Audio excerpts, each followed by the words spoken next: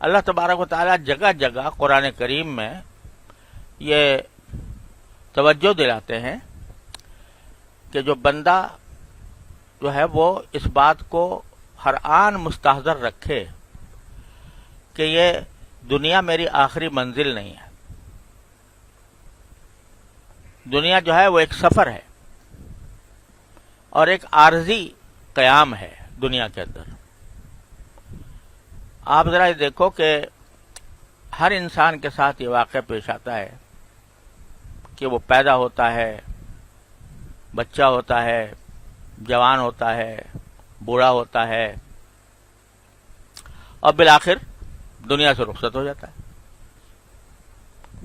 دنیا کی کوئی حقیقت ایسی نہیں ہے جو اس سے زیادہ مسلم ہو کہ ہر آدمی کو مرنا ہے. کوئی اس میں اختلاف کسی مسلمان کا، غیر مسلم کا، دہریوں کا جو خدا کو بھی نہیں مانتے، وہ بھی آخر کار یہ ضرور مانتے ہیں کہ بھئی مریں گے ایک دن ہم. اور کوئی دنیا میں کوئی طاقت، کوئی سائنس، کوئی علم انسان کو موت سے بچا نہیں سکتا. چاہے وہ جلدی مر جائے، چاہے بڑا ہو کر مرے، چاہے بوڑھا ہو کر مرے، مرنا ضرور ہے. ایک یہ بات ایسی ہے کہ جس پر ساری دنیا کا اتفاق ہے، کوئی اس سے انکار کر ہی نہیں سکتا. ملحد ہو، دہریہ ہو، سیکولر ہو، لبرل ہو، کوئی ہو، اس سے کسی کو انکار نہیں ہو سکتا. ایک تو یہ حقیقت. دوسری حقیقت یہ کہ یہ کسی کو پتہ نہیں کہ کب مرے گا. مجھے زندگی کا میرا ایک دن باقی ہے، آدھا دن باقی ہے، ایک ہفتہ ہے، ایک سال ہے، 10 سال ہے، 20 سال ہے، کسی کو اس کا پتہ نہیں.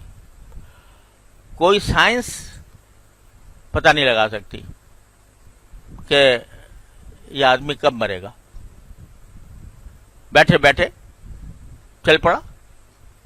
کتنے واقعات ہم آنکھوں سے دیکھتے ہیں کہ اچھا خاصا انسان ہے، ٹھیک ٹھاک ہے، صحت مند ہے، کھانا کھا رہا ہے، بھی بچوں سے بات چیت کر رہا ہے، سبھی کچھ ہے. اچانک کوئی دل کا دورہ پڑا ہے، ختم ہو گیا، اور دماغ کا ہیمریج ہو گیا تو ختم ہو گیا. اپنی آنکھوں سے ہم نے نظارے دیکھے. حضرت مولانا مفتی محمود صاحب رحمۃ اللہ علیہ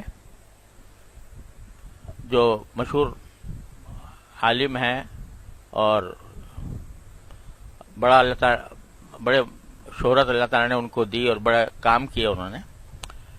تو ایک مرتبہ انہوں نے ہمیں زکوٰۃ کا ایک مسئلہ تھا جس میں ہماری طرف سے جو فتویٰ جاری کیا گیا تھا اس میں، اور حضرت مفتی محمود صاحب رحمۃ اللہ علیہ نے جو فتویٰ جاری کیا تھا اس میں کچھ اختلاف ہو گیا تھا کہ ہمارا فتویٰ کچھ اور تھا، ان کا کچھ اور تھا. حضرت مفتی صاحب سفر کر کے عمرے کے لیے تشریف لے جا رہے تھے. تو یہاں نوری ٹاؤن کے مدرسے میں تشریف فرما تھے، اگلے دن عمرے کو جانا تھا. تو انہوں نے ہمیں اپنی شفقت سے ہمیں بلایا کہ بھئی آ کے ذرا اس موضوع پر بات کر لیں آپس میں، اور جو تمہارا موقف ہے تم بیان کر دو، جو ہمارا ہے وہ بیان کر دیں، پھر دیکھیں کوئی راستہ اتفاق کا نکل آئے. تو بھائی صاحب حضرت مولانا مفتی محمد رفیع صاحب اور میں، ہم دونوں گئے بنوری ٹاؤن. حضرت مفتی صاحب رحمۃ اللہ علیہ کا بڑا معاملہ شفقت کا تھا اور اتنا پیار تھا، یعنی گفتگو میں اور ہر چیز میں. تو انہوں نے، وہ بھی پان کھاتے تھے، ہم بھی پان کھاتے تھے، اور مفتی صاحب جو ہیں وہ بعض اوقات اپنی بے تکلفی میں میرے پاس پان کا وہ ہوتا تھا ڈبہ بٹوا، تو ہے چھوٹا سا ہوتا تھا، اب تو وہ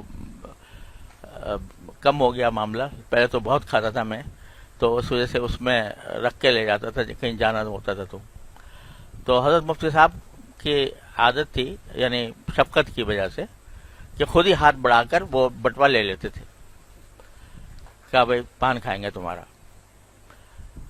اس طرح بالکل یعنی خوش بخوش اور بہت ہی نشاط طبع، کوئی طبیعت میں ادنا بھی کوئی کمزوری نہیں تھی، اور پان بھی لیا اور اس کے بعد پھر بات چیت بھی شروع کی، اور بات چیت شروع کرتے کرتے ایک دم سے یہاں ہاتھ رکھا اور ختم، ایک دم سے ہاتھ رکھا اور گر گئے. ہم لوگ اٹھا کے لے کے گئے ہسپتال، تو ہسپتال جا نے کہا کہ یہ تو ختم ہو چکے. بیٹھے بیٹھے بات کرتے ہوئے عمرے کا سفر تیار، اور یعنی آدمی اگر بیمار ہو تو عمرے کا سفر تو نہیں کرے گا نا، لیکن کوئی بیماری نہیں تھی، کوئی پریشانی نہیں تھی، اور بیٹھے بیٹھے ختم ہو گئے. انا للہ و انا الیہ راجعون. اب ہم دیکھتے ہی رہ گئے کہ بات کرتے کرتے کرتے کرتے اچانک ہاتھ یہاں رکھا سر پہ بس اور گر گئے. تو کس آدمی کا کیا بھروسہ ہے کہ کس وقت تک وہ زندہ رہے گا؟ تو لیکن یہ دو حقیقتیں ایسی ہیں، ایک یہ کہ موت ضرور آئے گی، دوسرا یہ کہ کچھ پتہ نہیں کب آئے گی، کب آ جائے گی. اتنی دو حقیقتیں مسلم ہیں کہ اس کا کوئی شخص دہریے سے دہریہ، ملحد سے ملحد انکار نہیں کر سکتا. مگر اتنی ہی جتنی یہ حقیقتیں مسلم ہیں، اتنی ہی آنکھوں سے اوجھل رہتی ہیں. دماغ میں یہ ہے کہ بھئی ہم تو ٹھیک ٹھاک ہیں اور چل رہا ہے کام، کھا رہے ہیں پی رہے ہیں، خود اپنے ہاتھوں سے مردوں کو دفن کر کے آتے ہیں، مٹی دے کے آتے ہیں، جنازے اٹھاتے ہیں، اور ہنستے کھیلتے باہر آ جاتے ہیں کہ بھئی یہ تو اس کے ساتھ ہو گیا معاملہ، ہمارے ساتھ تو نہیں. تو یہ جتنی مسلم حقیقتیں ہیں اتنی ہی ان سے غفلت ہے. قرآن کریم جگہ جگہ جگہ جگہ یہ احساس دل میں پیدا کرتا ہے کہ الیک المصیر. اب دیکھو قرآن کریم کہتا ہے کہ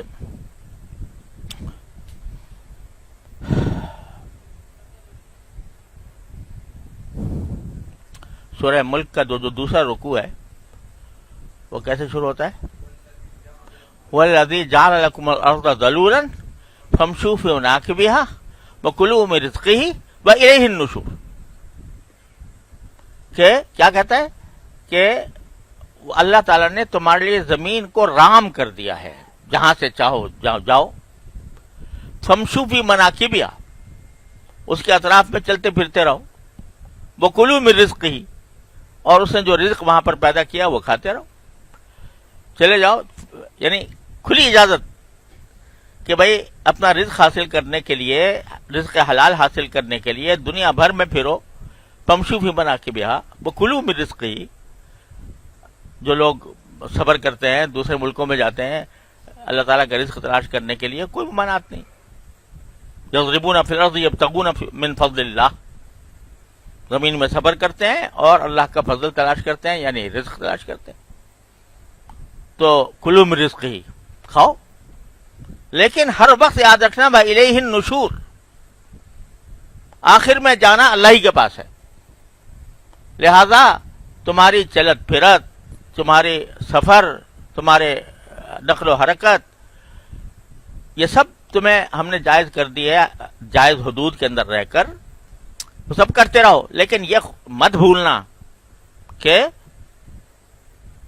آخر میں جانا ہمارے پاس ہے. الیہ النشور، آخر میں ہمارے پاس آنا ہے. جگہ جگہ یہ حقیقت اللہ تبارک و تعالی اس کو یاد دلاتے ہیں کہ بھئی غافل انسانوں، تم نے ساری اپنی زندگی کا محور جو ہے وہ چند چیزوں کو بنا رکھا ہے، زیادہ سے زیادہ راحت مل جائے، زیادہ سے زیادہ آرام مل جائے، زیادہ سے زیادہ لذت مل جائے، لیکن اگر تم اس کے ساتھ یہ جملہ لگائے رکھو کہ الیہ النشور، جانا اسی کے پاس ہے، تو پھر تمہاری یہ ساری دوڑ دھوپ جو ہے نا، یہ سب عبادت بن جائے گی، اگر یہ ذہن میں ہو کہ ان کے پاس جانا ہے، اور ان کے پاس جانے کے بعد کیا ہونا ہے کہ مجھے اپنے ہر قول و فعل کا جواب دینا ہے، ہر چیز ریکارڈ ہو رہی ہے، منہ سے کوئی لفظ نکل رہا ہے وہ بھی ریکارڈ ہو رہا ہے، جو کام کر رہے ہو وہ بھی ریکارڈ ہو رہا ہے، آخر میں پہنچنا ان کے پاس ہے، اللہ تعالیٰ کے پاس ہے۔